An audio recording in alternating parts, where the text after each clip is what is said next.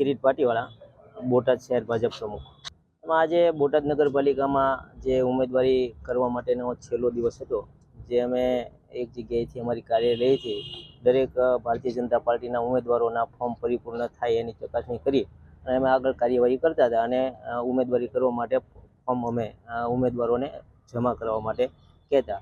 તો જે ફોર્મની પૂર્ણ જે થઈ ગયા જમા કરવા માટે, તો અમે ત્યાંથી અમે પ્રાંત સાહેબ પાસે અમે જવા નીકળતા કે કેટલા ફોર્મ જમા થયા એનું માહિતી લેવા માટે.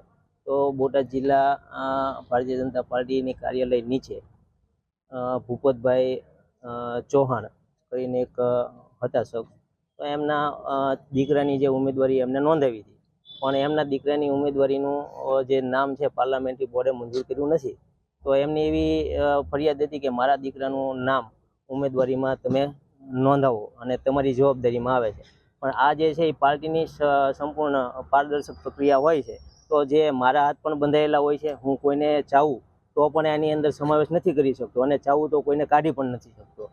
તો આવી પ્રક્રિયાની અંદર તો એને એના છોકરાની દાવેદારી મજબૂત થાય અને એનું જ નક્કી થાય એ પ્રમાણેની એની મને ટોર્ચર કર્યું અને એવું કહેવામાં આવ્યું કે મારો છોકરો નહીં આવે તો હું આ ફરિયાદ દાખલ કરીશ અને તમારી ઉપર હું ગમે તે પ્રમાણે ફરિયાદ કરીશ. એટલે મારી ઉપર એમને વાણી વિલાસ અભદ્ર ભાષામાં કર્યો અને મારી ઉપર હુમલો પણ કર્યો. પણ એ હુમલાથી બચવા માટે હું ખસી ગયો. તો મારી સાથે મારા સોશિયલ મીડિયાના ઇન્ચાર્જ આઈટી સેલના યુવા મોરચાના બધા કાર્યકર્તાઓ હતા. તો એને પણ પગ ઉપર થોડુંક ઈજા થઈ છે અને એમને વાગ્યું છે.